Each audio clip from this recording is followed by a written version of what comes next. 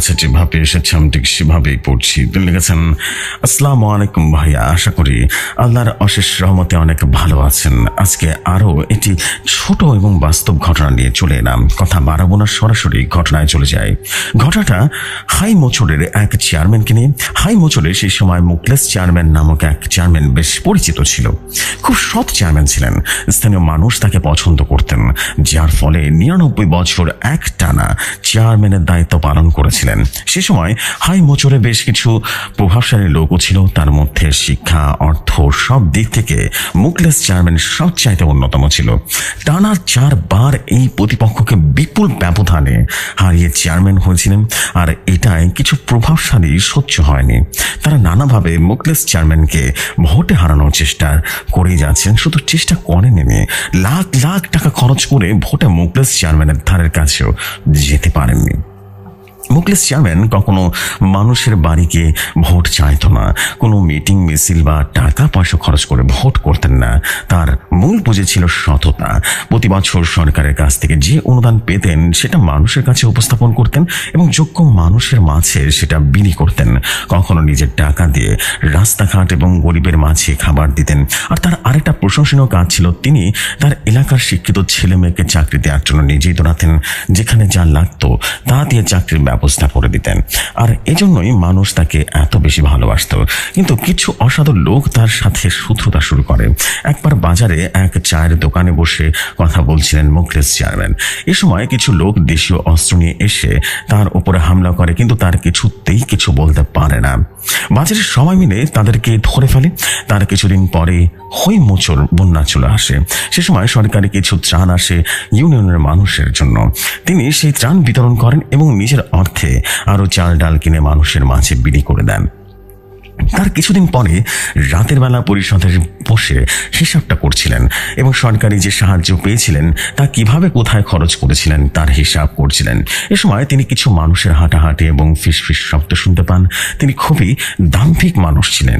ডাক দিয়ে বলেন, কেরে বাইরে হাঁটাহাঁটি করতেছে কেরে? তখন শব্দ থেকে যায়। কিছুক্ষণ পরে আবারও ফিসফিস শব্দ শুনতে পান। এবার বাইরে এসে দেখেন কেউ নেই সেখানে। তখন তিনি বলেন, রে এখানে আমার সাথে ফাজলামো কে করতেছে? হ্যাঁ, কারো এত সাহস, বলো তো? তারপর ভিতরে কি দেখেন তার খাতাটা টেবিলের উপরে নেই। মুহূর্তের মাঝে খাতা কোথায় যেন চলে গেল। এভাবে আলো নিয়ে টেবিলের নিচে দেখেন সেখানেও নেই। পরে আবার বেরিয়ে আসতে নিলে দেখেন কে যেন বাইরে খাতাটা ফেলে রেখেছে। এবার তিনি কিছুটা বুঝতে পেরে খাতাটি তুলে পরিষদের ভেতরে রেখে বাড়িতে চলে আসেন। পরের দিন তার বড় ছেলেকে নিয়ে কোনো এক কাজে ঢাকায় চলে যান। সে সময় লঞ্চ দিয়ে ঢাকা যেতে প্রায় 7 ঘন্টার মতো সময় লাগতো।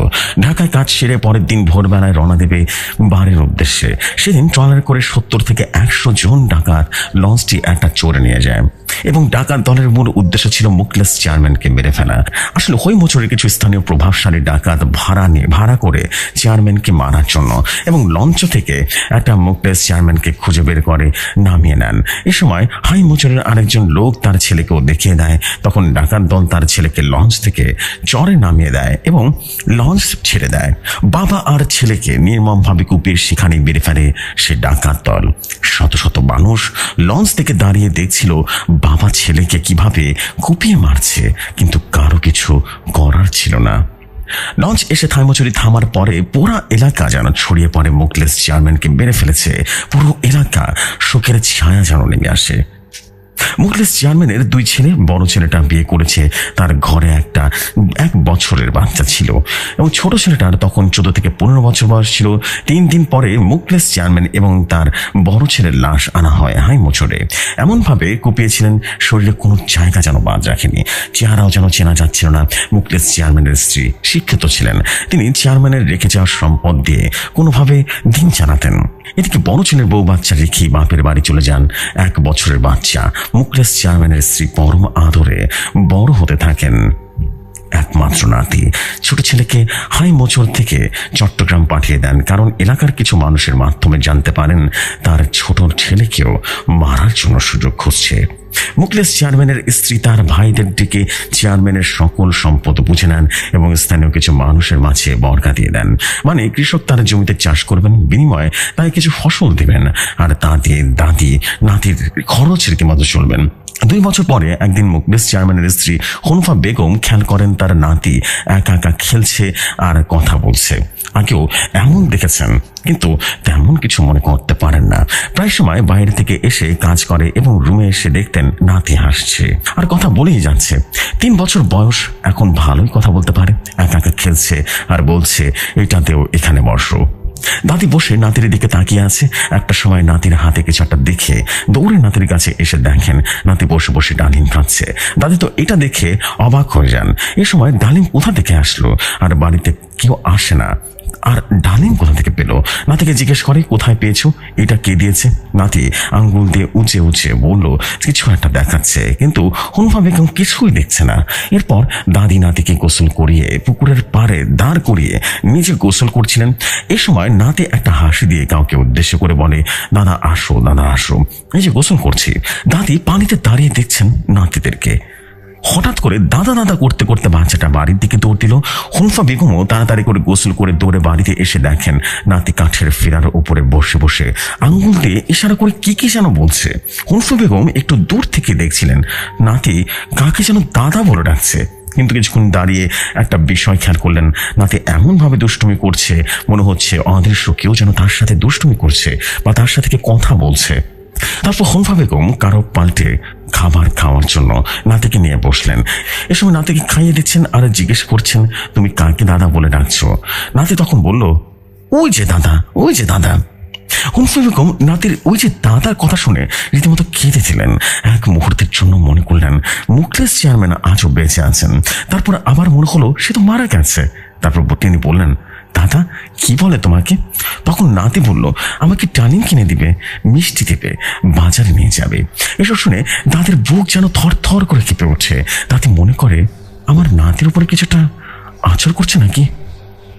আর নাতিকে ছোটবেলা থেকেই মুখলেস চেয়ারম্যান কোলে করে নিয়ে বলতো, তুই কবে বড় হবি, তোরে নিয়ে বাজারে যাবো, মিষ্টি খাবো, ডালিম খাবো। নাতিও কিন্তু এই কথাগুলো বলছিল। হনুফা বেগমের একমাত্র সম্বল ছিল এখন নাতিটা। একদিন রাতের বেলায় হনুফা বেগম হাত দিয়ে দেখেন তার নাতি পাশে নেই। লাফ দিয়ে উঠে আলো জ্বালিয়ে দেখে নাতি পাশেই আছে। নাতিকে উঠতে দেখে নাতিও উঠে বসে পড়ে। দাদি তখন বলল, কিরে উঠলি কেন, শুয়ে পড়ো। তখন নাতি বলল, শিশি করতে গিয়েছিলাম, দাদা নিয়ে গেছে বাইরে। দাদি তো এই কথাটা শুনে একদম যেন দোয়া দরুদ পড়তে থাকলেন এবং দোয়া দরুদ পড়ে রীতিমতো নাতির গায়ে রীতিমতো ছাড়া দিয়ে দিলেন। দাদি বললেন, তোমার দাদা কখন এসেছে? নাতি তখন বলল, এই যে এই মাত্র আমাকে শিশি করিয়া আবার বিছানায় দিয়ে গেছে। এবার হনুফা বেগম স্থির করলেন কালকে কোনো না কোনো কবিরাজের কাছে যাবেনি, ব্যাপারটা আর ভালো ঠেকছে না। নাতিকে জড়িয়ে ধরে কোনোভাবে রাতটা পার করে দিলেন। সকালে নাতি ঘরের সামনে পাটিতে পেতে একদম শুয়ে রেখে হনুফা রান্না করছিল। নাতিকে চোখের আড়াল হতে দিচ্ছিল না। রান্নার জন্য কিছু লাকড়ি এনে নাতির দিকে তাকিয়ে তিনি অবাক হয়ে গেলেন। দেখতে পেলেন নাতির হাতে বিশাল একটা ডালিমের অর্ধেক অংশ। হনুফা বেগম দৌড়ে গিয়ে হাত থেকে ডালিমটা সরিয়ে দিয়ে নাতিকে কোলে নিয়ে বসলেন। নাতিকে জিজ্ঞেস করলেন, এটা কে দিয়েছে? নাতি তখন বললেন, দাদা দিয়েছে। হনুফা বেগম জীবনে অনেক ডালিম দেখেছেন, কিন্তু এত বড় ডালিম তিনি আগে কখনো দেখেননি। আবার নাতিকে জিজ্ঞেস করলেন, তোমার দাদা কোথায়? নাতি তখন বললেন, বাজারে গিয়েছে। নাতির কথাটা শুনে যেন কান্নায় ভেঙে পড়লেন হনুফা বেগম। তার বাড়ি থেকে একটু দূরে একটা কবিরাজের বাড়ি ছিল, তাকে বাড়িতে নিয়ে আসেন। কিন্তু এসে দেখেন কবিরাজ বাড়িতে নেই। হনুফা কবিরাজের স্ত্রীকে বলে যান যে বাড়িতে আসতে যেন তাদের বাড়িতে পাঠিয়ে দেয়। সেদিন রাতের বেলায় হনুফা বেগম নাতিকে নিয়ে শুয়ে শুয়ে দোয়া দরুদ পড়ছিল। এ সময় নাতি বলল, দাদি দাদি, ওই যে দাদা আসছে। দাদি তখন বলল, অন্ধকার দিয়ে কি দাদারা দেখা যায়? নাতি তখন বলল, ওই যে দাদা দাঁড়ায় আছে, আজকে আমার জন্য মিষ্টি নিয়ে আসবে। দাদি নাতির কথা শুনে আলো জ্বালিয়ে নাতিকে বোঝানোর চেষ্টা করলো যে দাদা মারা গেছেন। কিন্তু নাছর বাঁধা নাতি বলে উঠল, ওই যে দাদা, ওই যে দাদা আমার জন্য দাঁড়িয়ে আছে, মিষ্টি আনবে। সেদিন রাতে দাদি আর ঘুমালো না। পরের দিন ভোরবেলা কবিরাজ এসে হাজির হলেন। বাড়িতে এসে কবিরাজ বললেন, কে গো, তোমার বাড়িতে এত সুগ্রাণ কেন? ভালো মানুষের বাড়িতে ভালো কিছুর আগমন ঘটে। এরপর দাদি নাতিকে নিয়ে কবিরাজের সামনে এসে বসে পড়লো এবং সমস্ত ঘটনা খুলে বলল। কবিরাজ নাতিকে কোলে নিয়ে আদর করে আর নাতিকে বলল, দোয়া করি তোমার দাদার মতো সৎ মানুষ হও।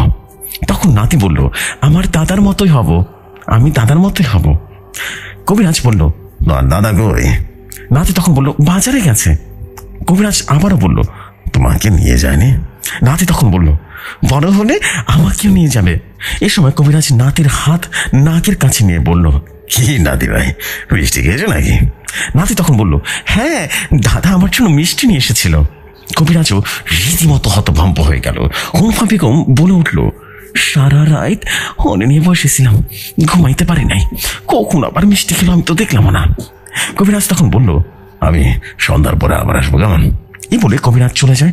বাড়ি থেকে বের হওয়ার সময় হুবহু মুখলেস চেয়ারম্যানের গলায় কে যেন কবিরাজকে সালাম দিল। কবিরাজ যেন চমকে উঠল, একদম তার গায়ের লোম দাঁড়িয়ে গেল, গায়ে কাঁটা দিয়ে উঠলো এবং সেদিকে তাকালো। কবিরাজ মনে মনে বলতে লাগলো, একেবারে চেয়ারম্যানের কণ্ঠ। সন্ধ্যার পরে আবার বাড়ি ফিরে আসে কবিরাজ।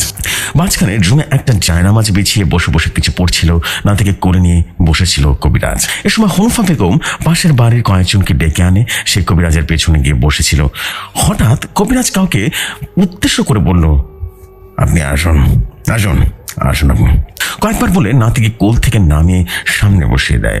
হঠাৎ করে নাতি পুরো বড় মানুষের মতো কথা বলা শুরু করলো। কবিরাজ নাতির সাথে থাকা সেই জিনকে বলল, কে তুমি? নাতির শরীরে থাকা সেই জিনটি কবিরাজকে সুন্দর কণ্ঠে বলল, সবাইকে এখান থেকে চলে যেতে বলো। কবিরাজ হনফা বেগম সহ বাকি সবাইদেরকে চলে যেতে বললেন। প্রায় 1 ঘন্টা পর কবিরাজের নাতিকে নিয়ে ঘর থেকে বের হলেন। তারপর হনফা বেগমকে জিন যা যা বলেছিলেন সমস্ত ঘটনা খুলে বলল। কবিরাজ বলল, নাতির সাথে একটা শক্তিশালী জিন আছে। এই জিন একবার পরিষদের ভেতরে চেয়ারম্যান সাহেবকে ভয় দেখানোর জন্য বিভিন্নভাবে শব্দ করেছিল, কিন্তু মুখলেস চেয়ারম্যান ভয় পায়নি, বরং কর্কশ ভাষায় বলেন এখানে কে আছে। তারপরে জিনগুলো পরিষদের ভেতরে ঢুকে পড়ে এবং সেখানেই মুখলেস সাহেব দেখেন হিসাব করছে। কিছু হিসাব মিলাতে না পারার কারণে বারবার বলে যাচ্ছিলেন, আল্লাহ আমাকে তুমি খেয়ানতকারীদের অন্তর্ভুক্ত করিও না। আমি কি জনগণের অর্থ সঠিকভাবে দিতে পারিনি, আমি হিসাব মিলাতে পারছি না। মুখলেস চেয়ারম্যান এই কথাগুলো ওই জিনগুলো শুনেছিল। তারপর থেকে মুখলেস চেয়ারম্যানকে ফলো করা শুরু করেন এবং তার আখলাক আচার ব্যবহার দেখে রীতিমতো মুখলেস চেয়ারম্যানের সাথে সে মুসলমান হয়ে যায়। জিনগুলো মুসলমান। মুখলেস চেয়ারম্যান নাতিকে অনেক ভালোবাসতেন, অনেক অনেক বেশি। নাতির নিয়ে অনেক স্বপ্ন ছিল তার। যখন একা একা থাকতেন তখন নাতিকে নিয়ে বিভিন্ন সময় চিন্তামগ্ন হয়ে থাকতেন। নাতিকে নিয়ে কি কি করবেন এসব ভাবতেন। যখন মুখলেস চেয়ারম্যান মারা যায় তারপর থেকে এই জিন নাতির সাথে থাকে। নাতিকে তার দাদার অভাব বুঝতে পায় না। নাতি ছাড়া কেউ এই জিনকে দেখতে পায় না, বুঝলেন? এবং এই জিন বলেছে চেয়ারম্যানকে স্থানীয় কিছু প্রভাবশালী মেরেছে, তাদের নাম সহ বলে দিয়েছে। এখন এই জিন তাড়ানোর কোনো দরকার নেই। সে আপনাদের প্রোটেকশন দিচ্ছে, সে আপনাদের কোনো ক্ষতি করবে না, সে আপনাদের ভালোর জন্য এসব করছে। খুব ভালো জিনিস, সে খুব ভালো। কবিরাজ হানুফা বেগমকে আশ্বস্ত করলেন, এই জিন আপনাদের কোনো ক্ষতি করবে না, কোনো ক্ষতি করবে না। তার কিছুদিন পরে পুলিশ চেয়ারম্যানের খুনের পেছনে যাদের সবাইকে খুঁজে বের করলেন। মজার ব্যাপার হলো, জিন যাদের কথা বলেছিল পুলিশও তাদের কথা বলেছে, কিন্তু টাকার কাছে সে সময় আইন পরাজিত হয়েছিল। নাতি বড় হওয়ার পরেও এই জিন সবসময় নাতির সাথে থাকতো।